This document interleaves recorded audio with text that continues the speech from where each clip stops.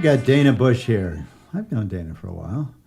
I knew you before you worked as a jeweler with me, at least. That's right. And so, tell me, Dana, where'd you grow up? Where'd I grow up? In Denver. So you're a Denverite, the whole shebang, right? No. Okay. No. All right. I've lived many places and done many things. Yeah, okay. Well, we're going to find out about that. Okay, well, right. Some of them I might know about. But Yeah. So Dana she's a very complex person.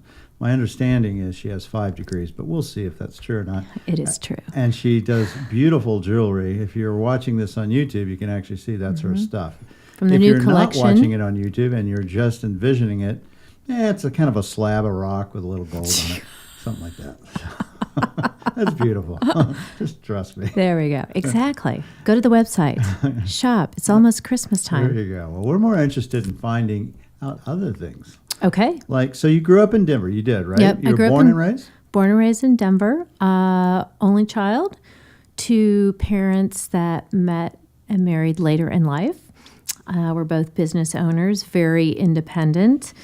And so I had a pretty unique and fun childhood and grew up actually really doing a lot of art as well. I had a lot of exposure to it when I was small, between my mother, who always was very creative and had a background, and What was her background? What was your mom's fine arts from Indiana University, and then did graphic design out of college, and then quit her job and moved to Breckenridge to be a ski bum before it was a ski area, and before Eisenhower Tunnel, before Vail, and had a store where she represented all handmade Colorado artisans. This was in the late 50s, early 60s. She wasn't married at this time? She was doing it on her own? She was doing her own. Oh, wow. She sent her engagement ring back in the mail.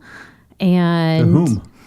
To somebody else, not besides your father. Exactly. And my dad had joined a ski club up there, and he finally had gotten his own apartment. He had started his own business in the floral industry and was finally able to move out of his service building and came into the store. And he had also cut off an engagement when he moved to Colorado.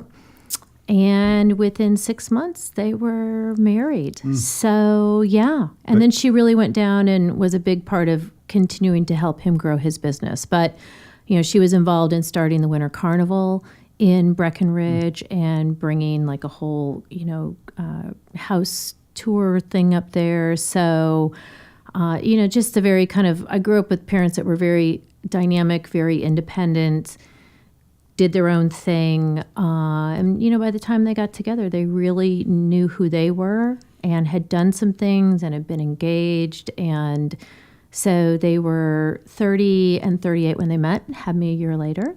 So, Okay, so they weren't that old then. No. He was. But relative to my friends growing up. Yeah, I guess at that time frame, that's exactly. true. Exactly. That was less usual.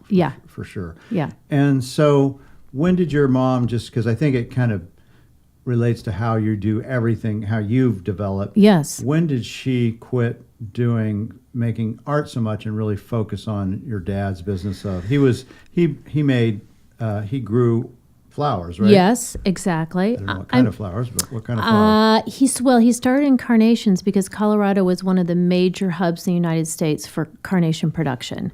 And so he joined a co-op growers organization. And but when South Americans were now starting to ship cut flowers in the United States that can undersell the American growers, pretty much if you stayed in cut flowers, you were out of business. And so then he transitioned into other crops. And then for the last several years, he had his business, really, especially geraniums, in which he was hand-selected grower for a group out of Pennsylvania.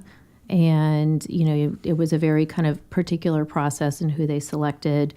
And so that was probably the big crop. I mean, other things, poinsettias, bedding plants, but we were the number one shipper with United Airlines during our peak season, and it was mostly selling cuttings that then retail, greenhouses would produce into a full stock plant. So, and when did the South America really start cutting into all that? Oh gosh, I'm trying to think. We got out of carnations by the time I was probably 8 or 9. It was fairly So, early on, and and he had Early mid-70s. yeah.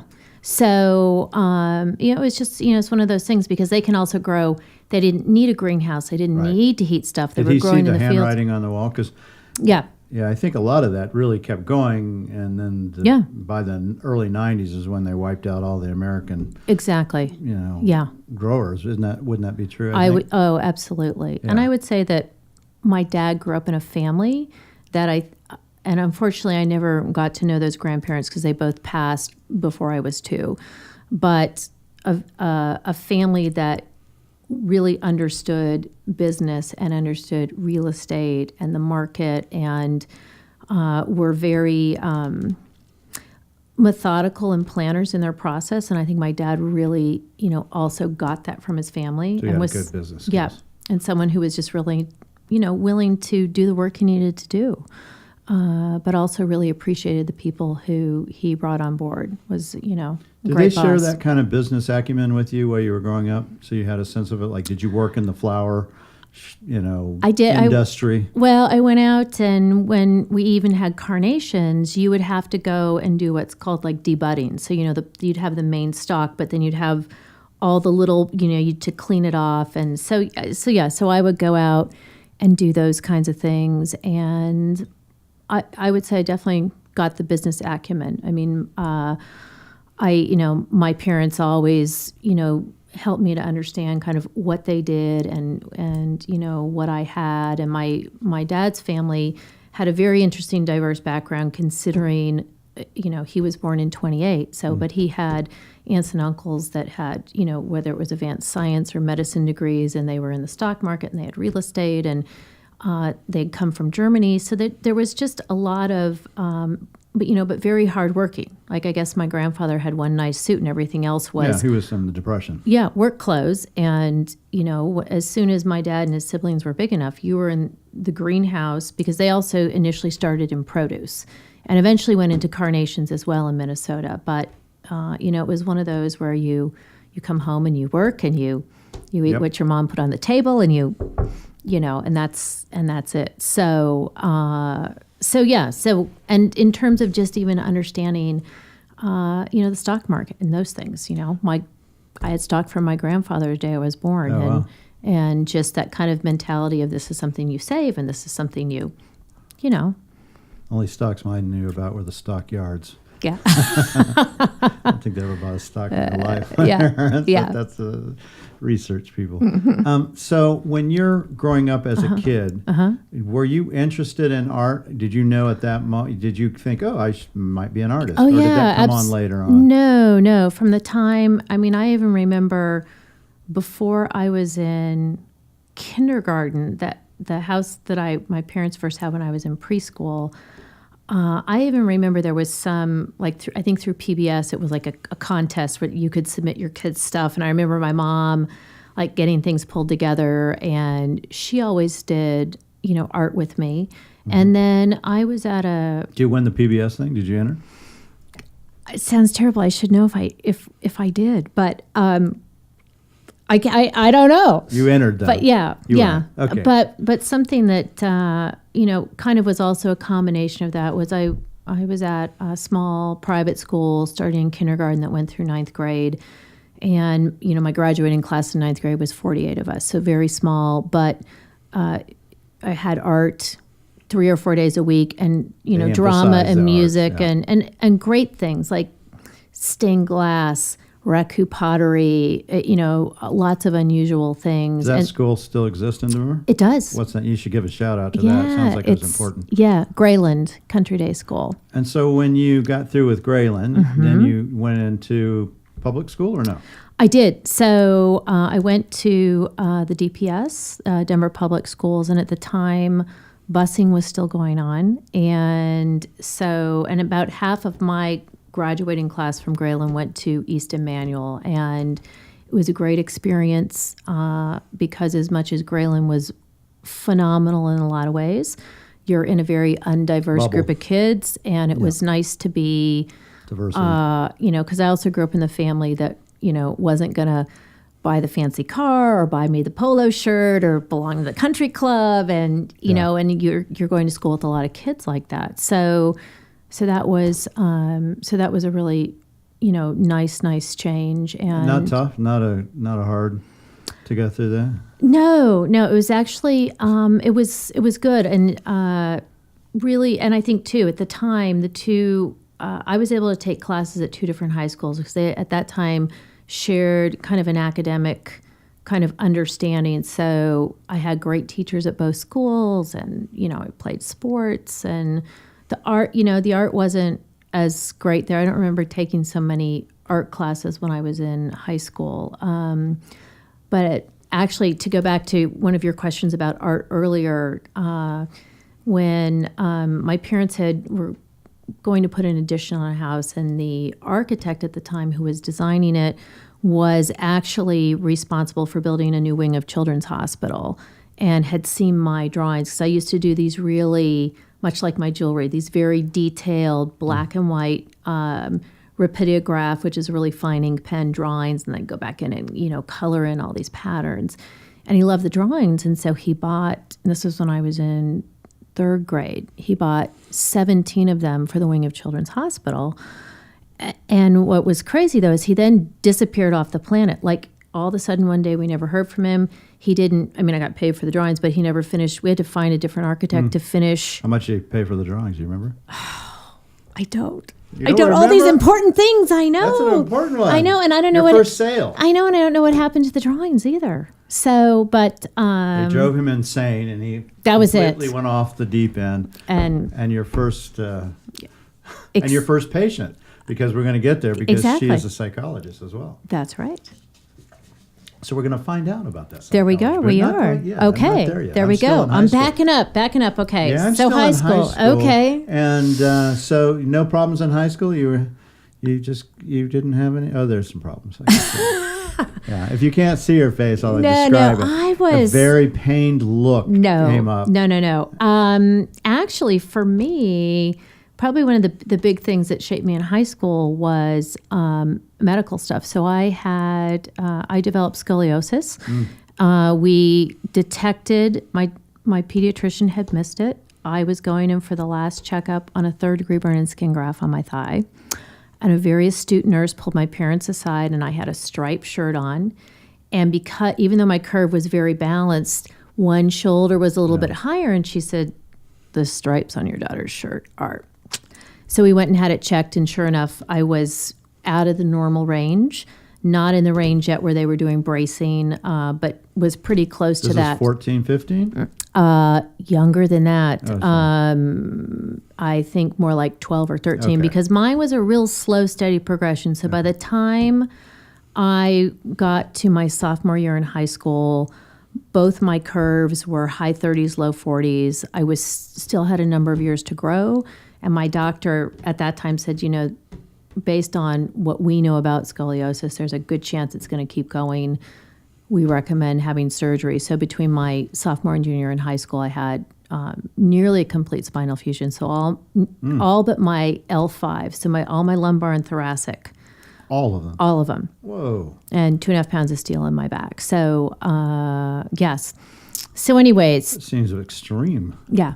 Well, the curve was really elongated. And so they really had to, you know, isolate and really address all, you know, and I had a phenomenal doctor, a phenomenal group, and it was the right decision. Did they fuse them at the same time? Mm-hmm. Yep. So after they attached the rod and straightened the spine, Yes. they went down low enough with the incision to then take bone chips off my hip.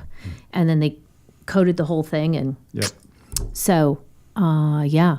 So, you know. And that was sophomore, junior year? Mm-hmm. Between the two. The summer of it? Yep, exactly. Oh, that was a fun summer. It was. Oh, my God. No pool for you. No. But, you know, I would have. How long were you in the hospital for that? Actually, I'd had the shortest recovery to date at Children's Hospital. So I was walking 2 days after and out like 7 days after. Oh, yeah, that's not bad at all. Yeah, it was short. But, you know, I was super active. I was a kid that played lacrosse and field hockey and soccer, and I swam, and so I was in good shape, and I went in that kind of, you know, and I had a great doctor. So I was really lucky in those respects. And,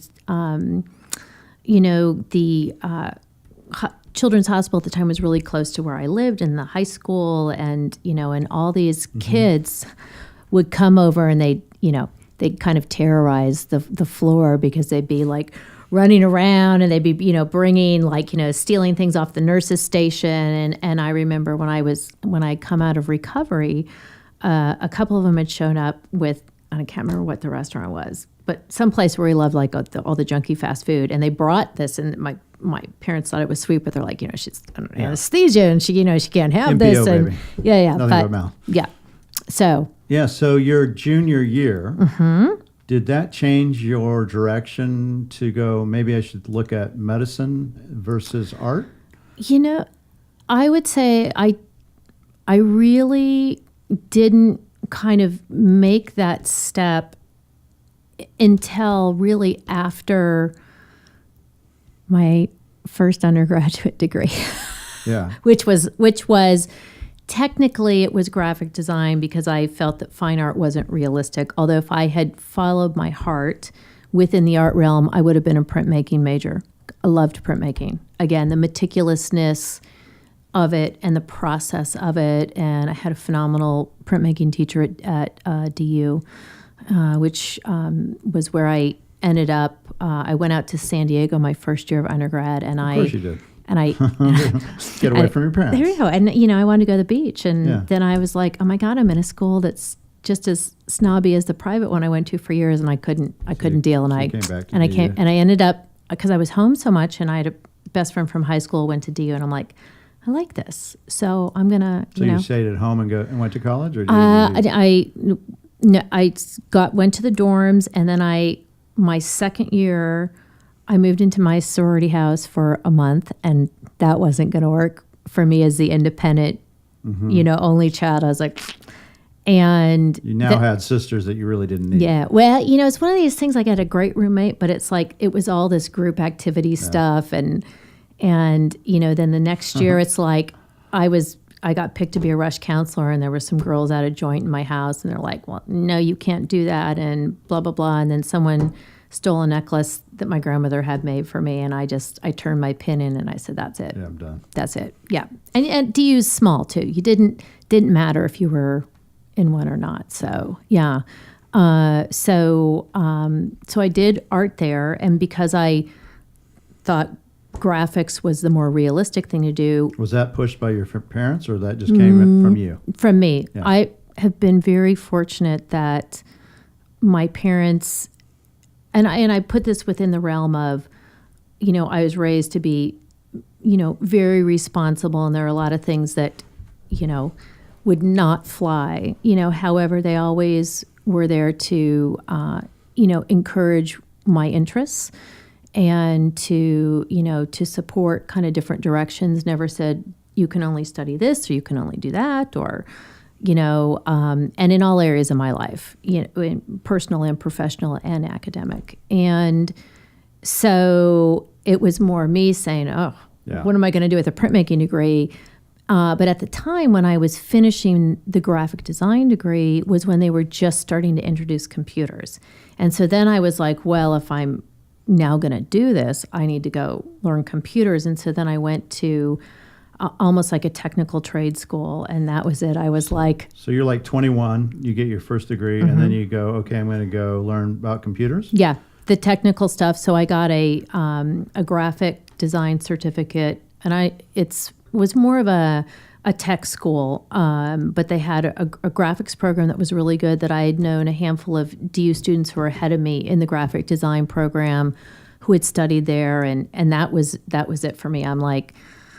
Because the projects that I would want to do were be the projects that once you've been a graphic designer for like 30 years and someone's going to give you a budget to do something fun and colorful.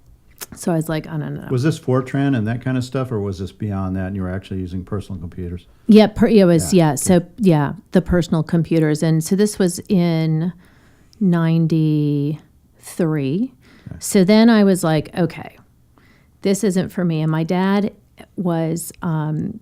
he was a Kiwanis Club member, and someone came and spoke at one of his meetings about the field of art therapy from a drug and alcohol government-funded treatment program in Colorado. And had I not done art first go around as an undergrad, I would have pursued psychology, because it's, I like people, I'm interested, to me it's a very creative process as well. So I started looking into the field of art therapy, and then I started, I wanted to get some counseling experience, so I started doing, even though I didn't have the training to do it, Arapahoe House was very happy to say, oh, yeah, come on and do this. So I started doing clinical work in like detox centers and student-based clinics. And all in Denver, right? All in Denver. Yeah. And then I knew there were certain psych classes I didn't have yet that I would need for applying for graduate art therapy programs. So I started doing that down at CU Denver. And then I one day thought, I have this whole degree from DU of, all my general ed classes. And there were maybe 3 additional psych classes I needed to get my BA in psych. So I thought, well, that's dumb to not do that. I don't have to go to work if I keep getting degrees. There is. So, so I did that, applied to art therapy programs, went out to Norfolk, Virginia. The Eastern Virginia Medical School had a program, and I felt out of all the programs I applied to that this would be the most clinically oriented, because again, even to this day, art therapy is still kind of nebulous. Yes, and certainly back then, the people that were really established in the field all had the mainstream degree that allowed them to be licensed and get jobs. And so a year into that program, that's when I had a wake-up call around that too. And I thought, well, I'm going to come out, and because I don't have a traditional master's or doctorate degree, I'm not going to be able to do anything with this. I got to go back to printmaking. Yep, exactly. So I circumvented and just did a year there, came back to Denver to really pursue applying for doctorate programs. And by that time, I was now in psychology. Yeah. And I was licensed as a drug and alcohol counselor. I thought, I need research. I'm going to hate research. Went down to CU Denver to talk to a professor of mine. Do you know anyone who I can do research with? And she said, there's another professor here.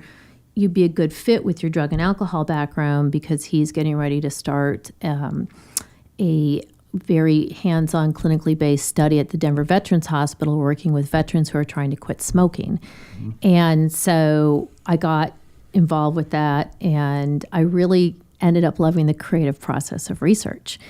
And health was such a fit for me too, between my own medical things I had as a child, the fact that I was someone who really worked out and took care of myself, and I feel that speaks also volumes about how you manage your mental health and your social environment and your priorities.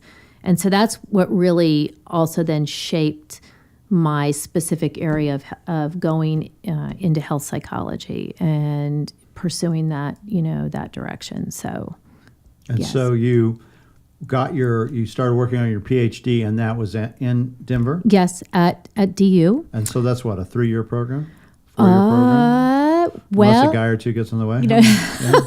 Well, so you're what, 26 when you start this? Yes, right somewhere now? Around there. And, I came in with some hours, but really from the time you start, and you will appreciate this from medicine, there's so many different steps. Yep. Like I tell people, it's like when you go on a vacation and the hotel gives you a map and you get out there and the map is missing like 10 or 15 streets between the one that's on the map.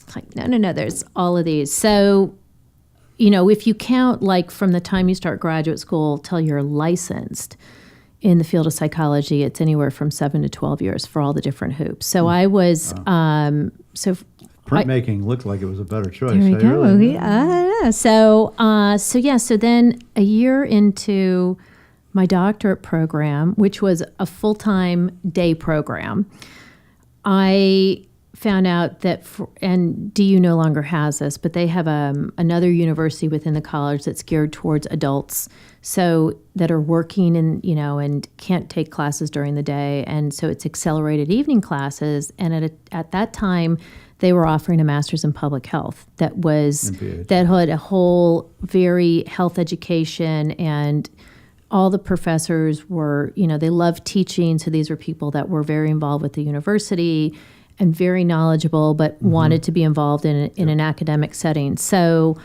and because my clinical program was, more hands-on and not as much research, and now I had found this love of research and also knew I was going in the direction of really being in medical centers, I took on that public health program a year into my doctorate program. And so you're doing an MPH and the Ph.D. at the same time. Yeah. And, doing. Now, are you making art? That's the key. Are you doing anything at that time when you're doing that creatively like that, or are you just focused like a laser on the medicine? Really focused mostly, although, like I said, I would consider the research that I was involved with and my interest, I think also just in that collaborative nature. I mean, if you look at it from a very abstract perspective, when you're working in an academic setting, I know you understand this well, is, being in a team and kind of melding with the team, which I kind of look at as a creative process too. Like I bring a certain skill set to the table in, whether it's a research study or it's a certain patient. And so not necessarily doing a ton of my art at that time. I would say where that came back into play was a little bit beyond, it really probably started when I was in Pittsburgh, and Pittsburgh was... When did we get to Pittsburgh? I know, we're jumping. Jumped. We're jumping. When did you jump? When did you jump? Jumped. You were at DU I getting know, an I MPH know, and your I know. PhD. So when did you zip over to Pittsburgh? Well, and then there was a little stop off between that, which was West Virginia. Yeah, who was he that took you to West Virginia? Well, West Virginia. Why did you go to West Virginia? So when I was finished with the academic requirements of my clinical program, and also during that time you're actively working in the field at a practicum in the student clinic and all of that, but there are certain academics that need to be out of the way, and you have to have at least kind of proposed a dissertation project. I actually had already written an NIH grant when I was in graduate school that sufficed as that. So that was already kind of done and taken care of. And I was now getting ready to apply, which is comparable for med students at their residency. So this was for psychologists. It's a year-long clinical position, and I knew I wanted to go to a medical center. I knew that I wanted it to have heavy health psychology, so working with a lot of chronic disease conditions and that interface of, is this a medical issue? Is it a mental health issue? Is it a medical issue that looks like it's a mental health issue? And lifestyle and wellness. And I was willing to go anywhere because I really wanted the best training, and applied to several places and ended up getting matched to West Virginia. Where in West Virginia? Charleston, the capital. Okay. And that's nice. it was beautiful, and it was the best clinical experience of my life. I couldn't have had nicer people. My profession was incredibly respected and integrated into the system. And you did that for how long? A year? So that was a year. Was actually offered a faculty position in family medicine. And as much as West Virginia was beautiful and I loved the people, and my salary before taxes that year was $17,000, and I could live on that in West Virginia. I thought, this is, for me on a personal and social level, this is not... I need something bigger.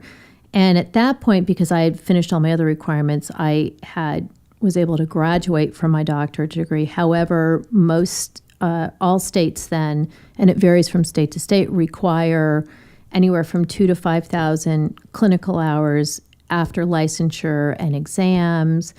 And so my natural next step was to apply for postdoctoral fellowships. So you're now Dr. Busch, right? Yes. And so you're going to go to postdocs. Postdocs, and yes. That's Pennsylvania? And I chose the Pittsburgh position. And I thought, oh my God, it's a very established university. Where was this? Which? University of Pittsburgh Medical Center, UPMC. And I was specifically a fellow within the Cancer Center. And they had just opened up. I mean, they have several facilities that do lots of cancer work, but their main cancer center, they'd just opened up this brand new, gorgeous building, of which my crazy boss didn't move us into. So I show up in Pittsburgh. And so now you're going to be dealing more with cancer patients? Yes, exactly. Really specific. West Virginia had a cancer center as well. I would say I was mostly doing heart disease, which made a lot of sense in West Virginia. They had a great program there. So I get up there, and I think I'm going to make my career there because the postdoc's for 2 years, and I'm told I've had a job, and it just, it's one of the best health psychology programs in the country, and the #1 psychiatry program, and I'm part of the cancer center, on and on. Mental illness. Yeah. So 4 hours into my first day, I'm crying. No one's saying hello to me. I already realize I'm working for a crazy man.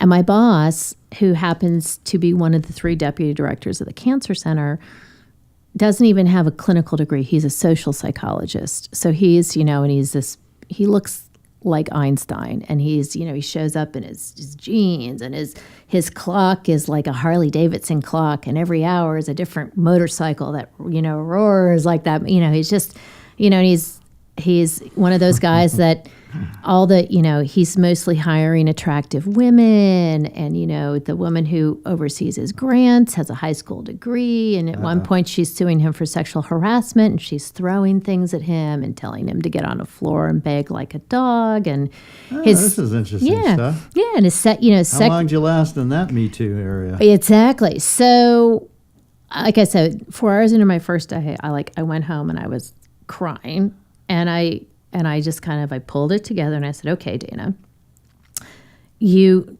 need this year for your final hoop. You've signed a year lease. You've moved up here. This looks great on your resume. And I need to suck it up.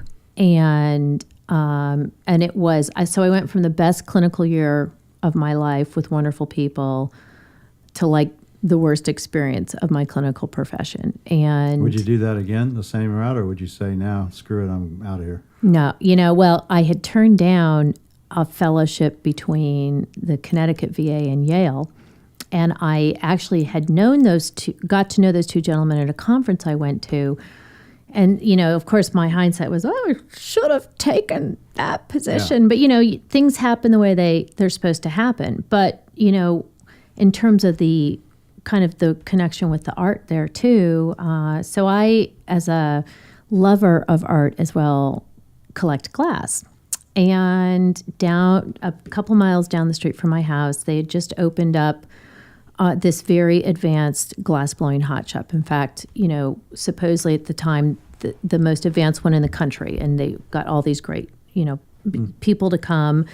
And so I took this intro to glass blowing, and I still have my little kind of kindergarten looking piece. And at that time, I also started getting a little interested in beads and gemstones. And do you think it's because you were so miserable with where you were that you needed the outlet of art to get back to your grounding? Oh, that for sure was some of it. And Pittsburgh, had my job worked out, but Pittsburgh was.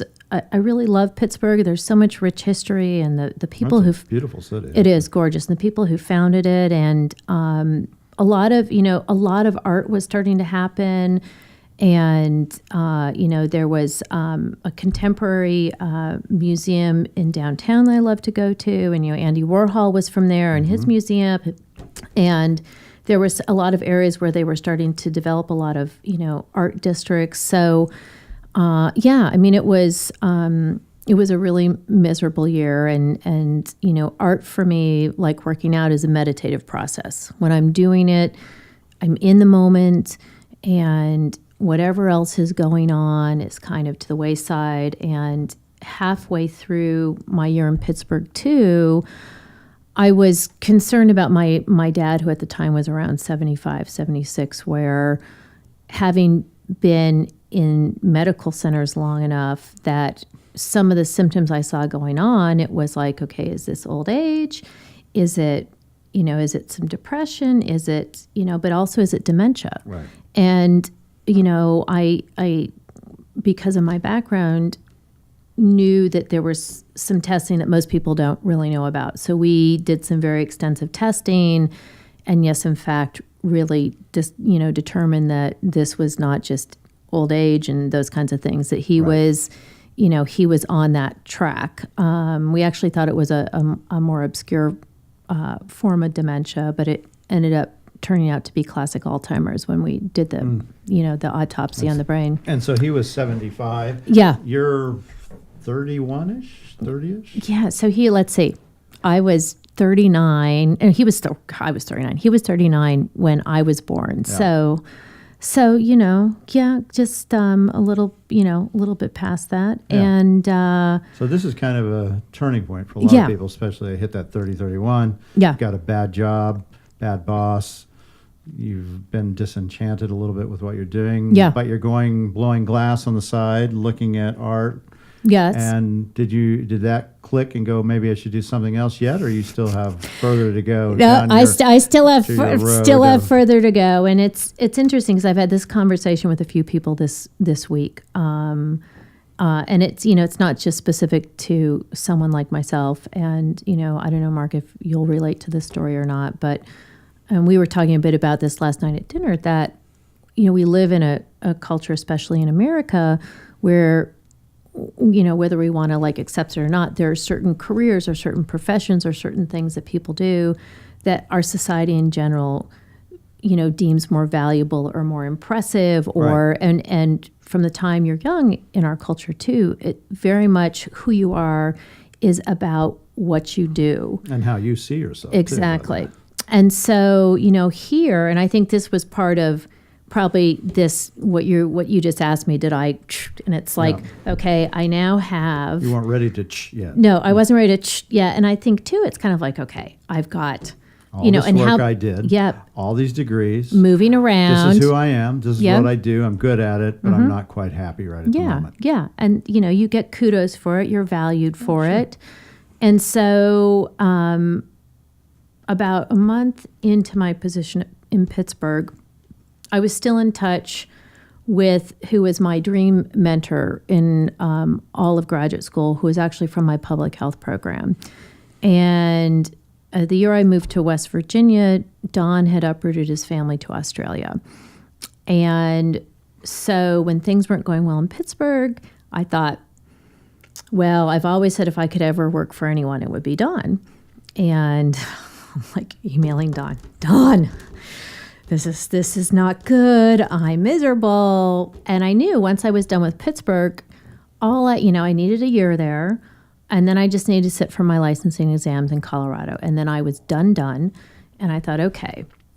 So Don, who is a very brilliant, tenacious individual. And his last name is? Iverson.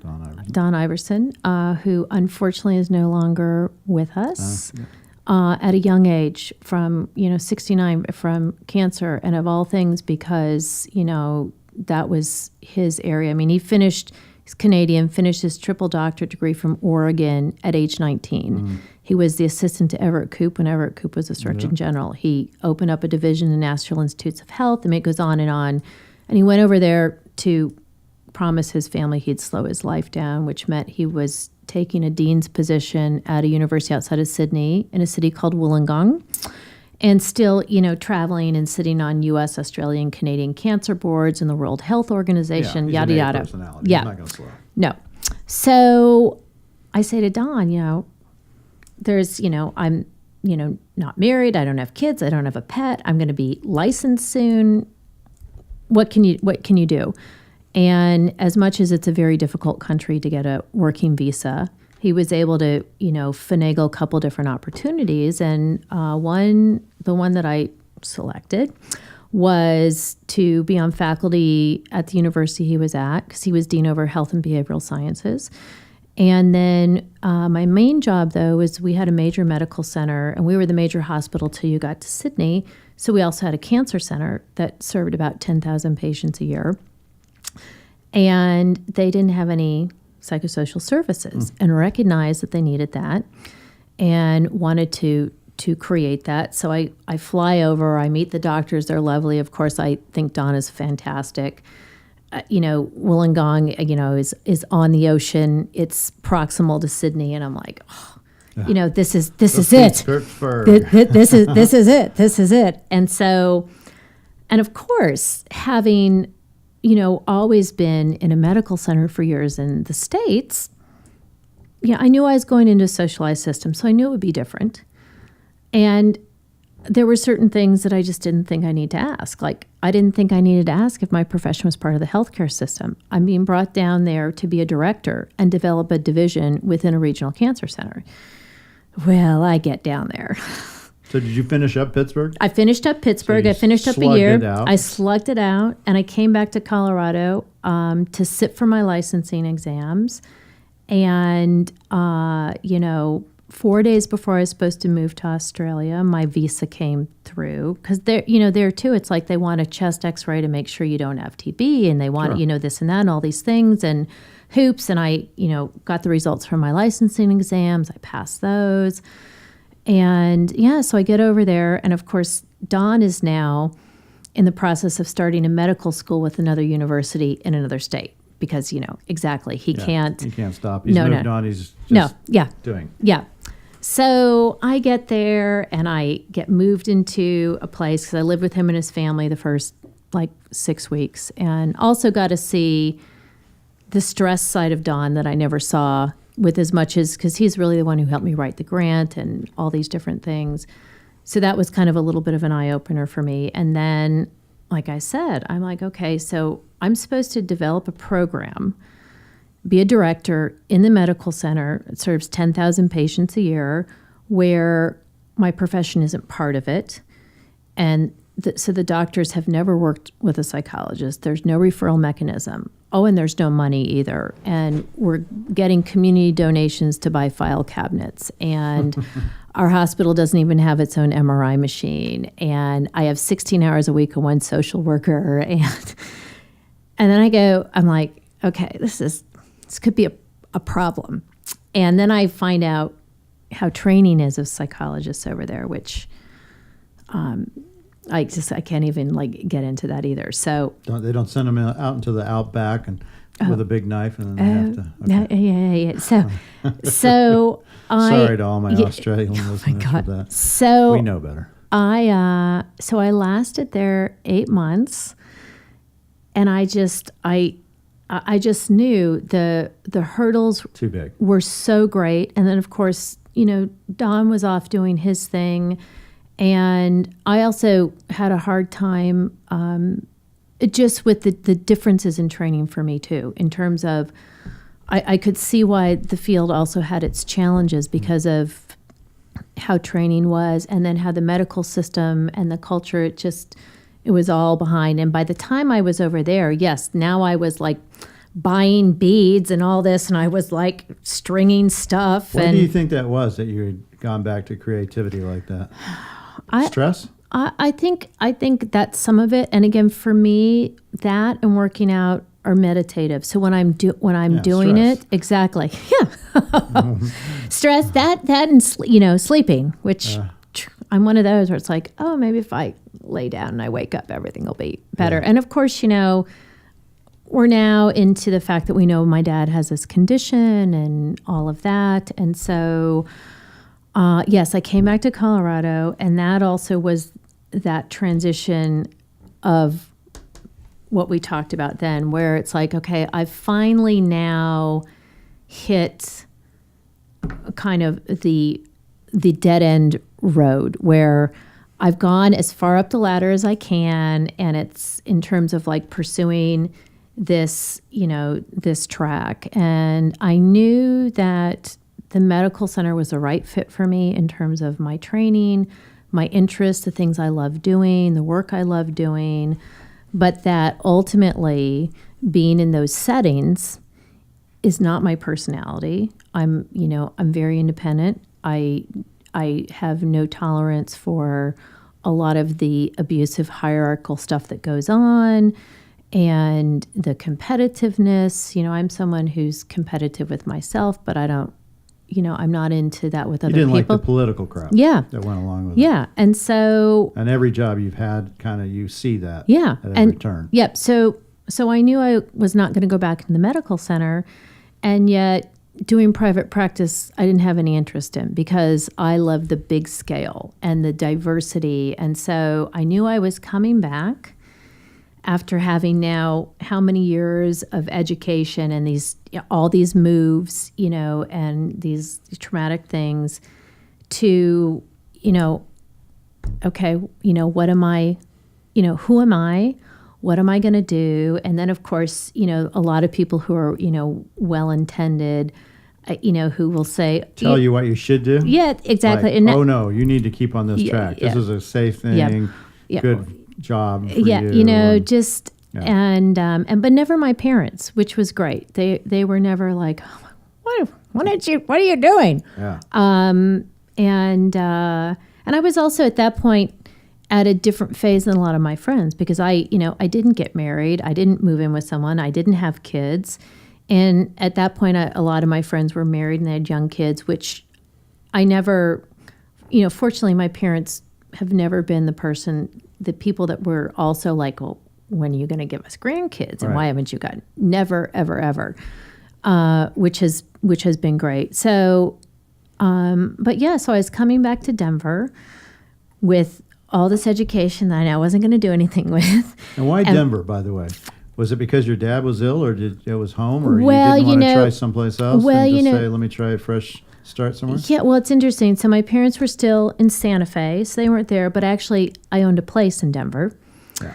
And so it's like, had a home. Yeah, so I had a home. Made and the sense. thing, And Denver's great, of course. Yeah, exactly. And I think, too, Denver is very health-oriented. Very. And so... That's beautiful. Which is a big, huge thing for me. Yeah, so you knew what you wanted. Yeah. And you said, I'm going to go back here. Yeah, and I went back, and it was a really challenging couple of years of, not beating myself up around, not using... my education or, people being like, and of course I was starting to, kind of do some jewelry stuff. And it's like, oh, I went from being the director of a cancer center to stringing beads and, people are going to rationalize this thing. And so that was a big component, really what other people thought about you. Huge, I would say. Yeah. And my own, and I think. And you think some of that's a hierarchy of just, all these people in Denver too, and you left as a clinical Ph.D. and you come back as a beater? So, I think, I mean, I understand this sure, completely. Of course you do, yeah. And I think, some of it, and it could be even, just a stranger. And I think, too, it's also the fact that you've put so much time into something that you don't even know. You feel an obligation that you should continue down that road. Yeah, and that you also don't really just know who you are as an individual because who you've always been has been this academic path Dr. or this Busch. professional path. And so it's, okay, at the end of the day, when I don't have some title, even if it's jeweler, and I think that that's something that very few people know about themselves and that we don't promote that very much is a lot of kind of this, who am I just as a person? Mm-hmm. Because at the end of the day, we all share far more in common than we do in differences. And if we could all start to realize that as a society, we wouldn't have so much craziness and dissension and division and exactly.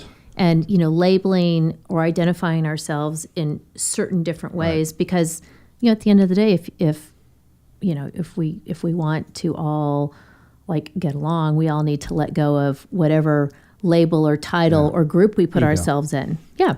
And so, even if, and I think you're always fighting against that as much as you can get to a place of, comfort with who you are, it's so much a part of our culture that it's always swimming around you a bit. So how long did it take you to get to that comfort level? Gosh. For a while, I'd say, 5 years? It could be. And I would say, even to this day, even though when I look back, it's like, oh my gosh. I mean, I keep my license active, but I haven't been actively practicing as a psychologist since 2004, which I can't believe that. But yet I'll still share with people about that background. And it's, and it's definitely a piece of who I am, and it leads to a lot of interesting conversations because I have doctor on my jewelry card. For, as we talked about the other night, for two reasons. One is it is a part of who I am. So you earned it, for one. Yeah, exactly. And, I think there tends to be with certain people, certainly not so much, being in a wonderful gallery like yours where people are coming in and they appreciate art and they understand what it takes. And yet there's also that subset of people that are like, oh, we're not smart enough to do something else, or they feel that they can kind of take advantage of you in a certain way. Mm-hmm.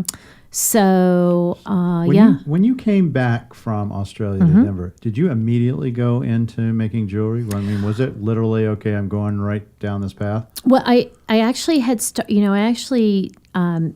a few necklaces even before I went. And then, I bought some beads online in Australia. So when I came back, and Denver has really kind of, and it's changed a little bit, but next to Tucson, it's also one of the big hubs for gem shows. Yeah, it's number 2. Yeah. We're probably number 1. It's number 2 for whatever reason. I don't know why. So, so I went to some of those and bought some stuff. And so, yes, I was, but I wasn't. Do you know why jewelry versus going back to maybe printmaking, since that was your first, and graphics, that was your first?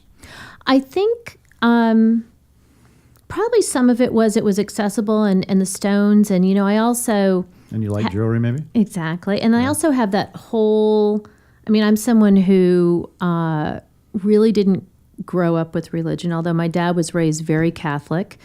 But when I was very small, he got really turned off by the priest at his church, and that was it. He stopped going one day. And so I didn't grow up in a religious family. And so I consider myself spiritual / metaphysical. And so, I think also for me. So that's why you like the stones. The stones and the properties of the stones. Yeah, that makes sense. And all of that. And so it's deeper than just the exactly making it. It's also touching and being a part of the that organicness of whatever exactly. that is. And I would say too, my strength of as an artist is really working in the abstract. It's about proportion and color and shape and how to put things together. And much like the printmaking, it's a very labor-intensive, very focused process to get it right. Especially the way you work so finely. So many little fine stones that you do. Yeah, it just killed me. I couldn't do it. Yeah, as I say to people, that some people look at this and be like, oh my God, that doesn't look meditative to me at all. Little stones. I like making puzzles. I love doing that. But trying to design something where I have to fit all the little pearls and little teeny small pieces that you do methodically. Yeah. How do it must translate in other things you do in life that you're good at for task-oriented, intricate. What other things do you do that you excel at? Crossword puzzles? I don't know. What is something there, right? Well, I would say, my house. That'll be it. Okay. Yeah. I had the. It'll be perfect then. Yeah. And clean. Yeah. And don't come to mind then for sure. No, and I think doing you'll torture yourself. Like being involved in kind of that artistic process of that, and again, my one of the things that when I was in the medical profession, that like I said, especially my professor Don, who was very prolific as a researcher. He said, you're in the top 1% of students I've ever worked with, and really my creative mind and how that translated into research and doing design studies and looking at a situation, being able to detail oriented exactly and bring in a very creative different perspective. So and then other things like how I place things or the colors of things that I choose. I would say that kind of that detailedness comes in for me too. It's like looking at just how I'm going to place something. And I would say it was probably one of the things that I really was, in terms of translating into working with people from a mental health perspective. I've got a really phenomenal memory for like listening and, pulling up information. And so I would say that kind of very detail-oriented, task-oriented falls into that. And then just managing a variety of things. These last handful of years, and I've been really lucky that I've been able to, have the time to do it, has been really kind of taking on the parent role with, my dad when he was here, and now my mom. And you're an only child, so you get that one whether you want it or not. Yeah, exactly. So everyone always asks me, and I'll ask you because you fall in this category of ex-clinical person in medicine. Do you miss it at all? I know my answer, but no, I mean, not really. Yeah, that's my answer. I think too, people don't understand that, but when you switch gears like that and you're doing creativity, yes, it really opens some doors. Sure. Well, I think a lot of it is really back to more of a sad reason, and what drove me out of it is just like, it's, the bureaucracy and the politics of the settings, and and some of the, how tenure can factor into some of that in those settings, and then, the publish or perish pressures, and I think some of the personalities that, can stay there because they have, they're part of that insanity. And I think it's really, it's a sad thing that, and I think medicine is continuing to go in that direction where it's losing a lot of it's wonderful. Get worse, I think. Yeah, exactly. I don't see it getting better. No, and they're losing a lot of people not for the right reasons. So so I feel incredibly blessed that I'm able to do my art, that people really appreciate it, and that I can also earn money doing it. Yeah. And they're fantastic. Mm-hmm. And you've been doing this now 14 years, full time, basically. Let's see. No, well, I would say about 10. About 10. I would say when I really kind of formally acknowledged that, I'm a jeweler and everything, which is really the very end of 2008, when I really launched my website, and I said, okay, now I'm gonna you put it on your IRS form. There we go. What you do if you don't put clinical psychologist and you put jeweler. Exactly. And, and taking those next steps. And I think also, it was that stage too where, really almost all my clients were strangers that didn't have an investment in, we got to buy something, or we like it. It's so all of a sudden now when someone that you don't know who really doesn't, and this isn't, it's just a factual thing. They're not invested, and they don't have to be, in making you feel better or this or that really love the work. And I think too, I would say unlike probably the majority of jewelers, and their focus is, I see myself as an artist who happens to use gemstones as a sculptural medium, where, I've always defined my business that way. And, I'm so blessed to be able to be in a wonderful gallery like yours, because people come in, and it's, it's also a mindset and a person that... that's how I see that, as your jewelry is art. Exactly. That's how I saw it from day one when I first saw it. And so, so it's, that's a really wonderful experience for me. And that's, I think, also where I come from too. It's, I don't sit there and say, okay, what's the trend? Is it dangle? Is it post? Is it blue?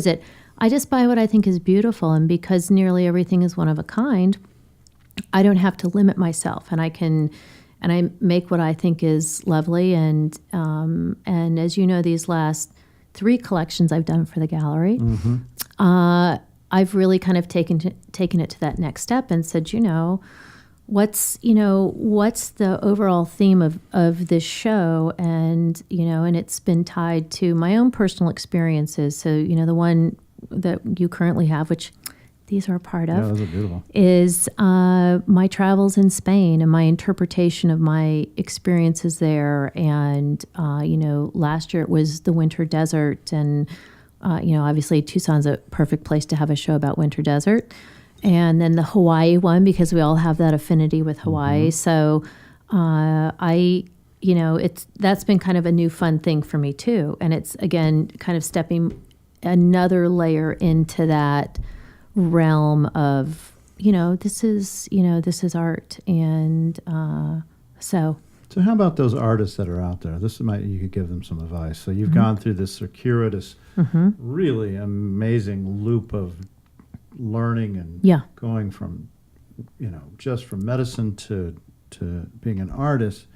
But what do you think it was that was so important? You could tell people about how to make that leap, because it took you a while to make that leap, clearly. Yeah, sure. What that something you can tell somebody who's out there who maybe is listening to this, who goes, I want to do this, but I'm afraid I'm doing this job that I'm not happy at. Yeah.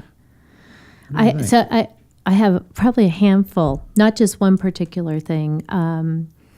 And, I would say this ties into my philosophy around life as well, is that I think, part of it is anything that we become good at as individuals. I don't care what it is, or that we really have a passion for. Number one, we find the time for it, no matter how busy we are. And it's about... That's a good one, actually, I think. And it's about, because a lot of times we all say, and some of it is because it's not good to say, I don't value exercise, or I don't, Right. But it's like, at the end of the day, the things that you make time for are the things that really, really matter. It doesn't mean that these other things don't. So one is that, but the other thing too is it's about really committing to it and recognizing that there's also things about it that, maybe aren't fun or aren't enjoyable, or it's going to take you longer to do that. And so... Yeah, don't ever forget, it's still work. More than likely going to be a job. It might be a great job, maybe one you love, but... it's like, I go all jobs, there's days that you go, oh, God. Yeah, and it's, and all the back end things. And if there's, because at the end of the day, it's still a business. Yeah. And so if you don't want to do your website, well, then you better hire someone, or you don't want to, do your inventorying or whatever it is, your photography. And I think a lot of times people, not just in art, they feel like they need to have everyone as their customer and sell to everyone. And what happens then is a lot of times you're not happy doing what you're doing, because you're just trying to get everyone as a customer. And therefore also you're coming across as very unclear, because, maybe this line is here and the different price points. And for me, I've also been willing to kind of take that stand and recognize, I'm going to make what I think is beautiful and that I'm proud of. And I also recognize that it shouldn't be inexpensive. I think that's the other challenge with artists. And a lot of times, people think art should be inexpensive, and they want you to give them a discount. And my whole thing is, usually people, it's not that they don't love the jewelry, it's that they don't want to, spend that kind of money. And it's like, quality. Yeah. And my whole thing is, well, not everyone's my customer, and that's fine.